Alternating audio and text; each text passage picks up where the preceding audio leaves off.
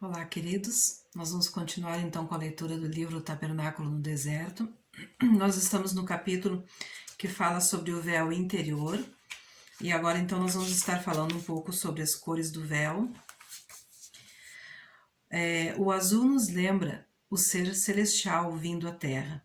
A púrpura fala-nos de sua realeza entre os homens.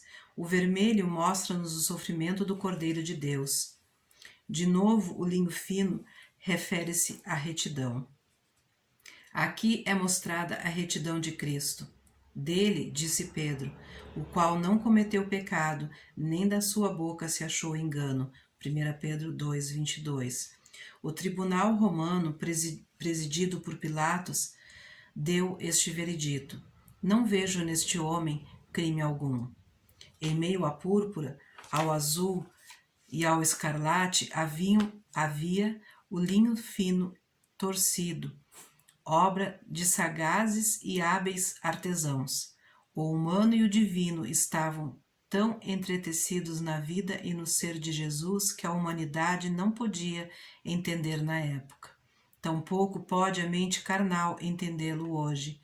Muitos admitirão que Jesus foi uma pessoa extraordinária. Outros dirão que ele foi um grande reformador. Outros ainda dirão que foi um profeta ou lhe darão crédito como um grande professor. Muitas religiões dão-lhe algum reconhecimento ao lado de seus próprios deuses ou líderes, mas não conseguem perceber a divindade nele. Aquele que não conhece e aceita tanto o humano quanto o divino em Jesus Cristo, enquanto ele esteve aqui na terra, não é de Deus. Amados, não creais em todo espírito, mas provai se os espíritos são de Deus, porque já muitos falsos profetas se têm levantado no mundo. Nisto conhecereis o Espírito de Deus. Todo espírito que confessa que Jesus Cristo veio em carne é de Deus, e todo espírito que não confessa que Jesus Cristo veio em carne não é de Deus. Mas este é o espírito do anticristo, do qual já ouvistes que há de vir, e eis que já está no mundo. 1 João 4. Em Jesus há o engenhoso entrelaçamento do humano e do divino. Ele não era parte humano e parte divino. Ele era um ser humano em cada molécula e naturalmente tocado em seus sentimentos por nossas enfermidades. Ele se cansava e precisava descansar, ficava com sede e pedia um pouco d'água. Ele era até mesmo sujeito a morrer. Ao mesmo tempo, ele era divino.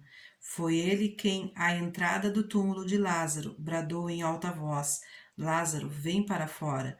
O que estivera morto 4 dias saiu do túmulo todo atado com vestes mortuárias. Ao seu comando, o vento e o mar o obedeciam. Ele foi pregado na cruz como o mais vil dos criminosos, onde teve uma morte vergonhosa. 3 dias mais tarde, a despeito do clero haver contratado os serviços de vigilância do poderoso exército romano para ter a certeza de que ele permaneceria na sepultura, ele ressuscitou. Saiu como vencedor sobre a morte e o inferno. 40 dias depois, sob as vistas de uma multidão de crentes, foi elevado ao céu. Lá ele está à direita de Deus e algum dia, muito em breve, voltará. Paulo chama a esta verdade de mistério. E sem dúvida alguma, grande é o mistério da piedade. Aquele que se manifestou em carne, foi justificado em espírito, visto dos anjos, pregado aos gentios, crido no mundo e recebido acima na glória. 1 Timóteo 3,16. Antes de seu nascimento, o anjo o chamou de santo. Em Lucas 1,35. O santo que de ti há de nascer será chamado Filho de Deus. João, o amado, reporta-nos deste modo: E o Verbo se fez carne e habitou entre nós, e vimos a sua glória, como a glória do unigênito do Pai, cheio de graça e de verdade. João 1,14. Graças a Deus por ele ser totalmente Deus e totalmente homem, porque ele sabe como é ser humano e enfrentar as tribulações deste mundo. Agora mesmo ele se assenta à direita do Pai. Como o homem que pagou o nosso resgate, ele apresenta a nossa causa perante Deus o Pai. Porque há um só Deus e um só mediador entre Deus e os homens, Jesus Cristo, o homem. 1 Timóteo 2,5. De fato, o véu do tabernáculo nos traz uma maravilhosa mensagem de Jesus. O propósito do véu. Este véu era a separação entre o lugar santo e o santo dos santos. Uma distinção é feita entre ambos. O brilho e a claridade de sua santidade é tão grande que os seres celestiais em torno do trono cobrem seus rostos perante ele. Deus, em sua misericórdia, fez com que fosse colocado aqui este véu para que o homem não entrasse inadvertidamente em sua santa presença para a sua própria desgraça. Não podemos, de forma descuidadosa, entrar na santidade de Deus, a não ser para a nossa própria destruição. Assim como no jardim do Éden, os querubins ali estavam para o próprio bem do homem, para mantê-lo afastado da árvore da vida e salvá-lo do sofrimento eterno e do destino irremediável, aqui novamente encontramos os querubins. O véu deixa o homem fora do lugar mais santo, mais sagrado de todos. Ao mesmo tempo, guarda Deus atrás de si. Isto é contrário às palavras ditas a Moisés: eu me avistarei contigo ali. Sabemos que Deus não se contradiz, nem tampouco muda. Teríamos ainda que saber da existência de um lugar de tal pureza e santidade onde o homem não poderia suportar ali estar, mesmo com todas as ofertas e sacrifícios. Foi então que naquele dia memorável, o Filho de Deus foi pregado numa cruz, tornando-se o perfeito cordeiro do sacrifício por todos os pecados do mundo. Esta foi a visão da Igreja do Novo Testamento com relação à morte e ressurreição de Cristo. Nem por sangue de bodes e bezerros, mas por seu próprio sangue, entrou uma vez no santuário, havendo efetuado uma eterna redenção. Hebreus 9:12. Porque Cristo não entrou num santuário feito por mãos, figura do verdadeiro, porém no mesmo céu, para agora comparecer por nós perante a face de Deus. Mas agora, na consumação dos séculos, uma vez se manifestou para aniquilar o pecado pelo sacrifício de si mesmo. Jesus tornou-se o perfeito sacrifício, era o homem sem pecado e Filho de Deus. Pendurado naquela cruz, com os braços estendidos, trazia Deus e homem a uma reconciliação perfeita. Quando gritou está consumado, cumpriram-se as justas exigências de Deus. O véu que até então encerrara a divina glória, rasgou-se de alto a baixo. Tanto Mateus 27:51 como Marcos 15:38 são específicos em relatar que o rasgo foi de alto a baixo, como se nos dissessem que o próprio Deus estendera sua mão e o rasgou.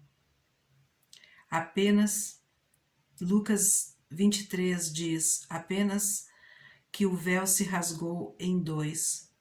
Joséfo, o historiador judeu, nos conta que o véu era muito pesado e resistente, e diz ainda que para rasgá-lo em dois seria necessária uma parelha de bois. Foi o braço do Todo-Poderoso que rasgou o véu em dois. Aquele mesmo que havia ordenado sua colocação sob severas instruções, agora estendia sua mão e o rasgava. Era como se ele dissesse: não mais ocultarei do homem minha santidade e glória, porque através de Jesus, meu perfeito sacrifício, e por causa de seu sangue, eis que está aberto o caminho. Ele morreu entre dois ladrões, em trevas e solidão, na mais vergonhosa e infame das mortes, como se fosse alguém indigno de viver nessa terra entre os homens. Foi Deus quem o escolheu para ser o único sacrifício aceitável e agradável a si, digno de poder de reconciliar o homem consigo. Em Efésios 2:18 nos diz: porque por ele ambos, judeus e gentios, temos acesso ao Pai em um mesmo Espírito. Irmãos, tendo, pois, irmãos, ousadia para entrar no santuário pelo sangue de Jesus, pelo novo e vivo caminho que ele nos consagrou, pelo véu, isto é, pela sua carne, e tendo um grande sacerdote sobre a casa de Deus, cheguemo-nos com verdadeiro coração e inteireza de fé, tendo o coração purificado da má consciência e o corpo lavado com água limpa. Hebreus 10. Atrás deste véu há transformação. Quando Moisés desceu do Monte Sinai, após haver passado ali 40 dias com Deus, não percebeu que seu rosto resplandecia por haver ele falado com o Senhor. E temeram chegar-se a ele, o povo. Adiante, nos versículos 34 e 35 de Êxodo 34, lemos: porém, entrando Moisés perante o Senhor, para falar com ele, tirava o véu até que saía, e saindo falava com os filhos de Israel o que lhe era ordenado. Assim, pois, viam os filhos de Israel o rosto de Moisés, e que resplandecia a pele do rosto de Moisés. E tornava Moisés a pôr o véu sobre o rosto até que entrava para falar com ele. Paulo, em 2 Coríntios 3, nos fala sobre pessoas cujas mentes são embotadas. Diz o apóstolo: porque até hoje o mesmo véu está por levantar na lição do Velho Testamento, o qual foi por Jesus abolido. O véu está posto sobre o coração deles, mas quando se converterem ao Senhor, então o véu se retirará. Se o véu permanece ainda sobre os olhos de alguém, este simplesmente não pode ver com clareza a glória do Senhor. Esperemos em sua presença que até este último véu seja removido e seu resplendor encha-nos a alma e todo o nosso ser. Diz ainda Paulo no versículo 18: mas todos nós, com cara descoberta, refletindo como um espelho a glória do Senhor, somos transformados de glória em glória na mesma imagem como pelo Espírito do Senhor. O que isso nos diz? Que é necessário passarmos tempo fechados ao alarido deste mundo, fechados apenas com Deus. Não há mais véu para obscurecer a santidade, a pureza e a magnitude de seu amor. Neste local, a obra transformadora pode operar na vida pessoal de cada um. Em 1 João 3,2 nos diz: seremos semelhante a ele, porque assim como é, o veremos. Amém. Ficamos por aqui. E no próximo vídeo, então, nós vamos concluir este capítulo sobre o véu. Fiquem com Deus.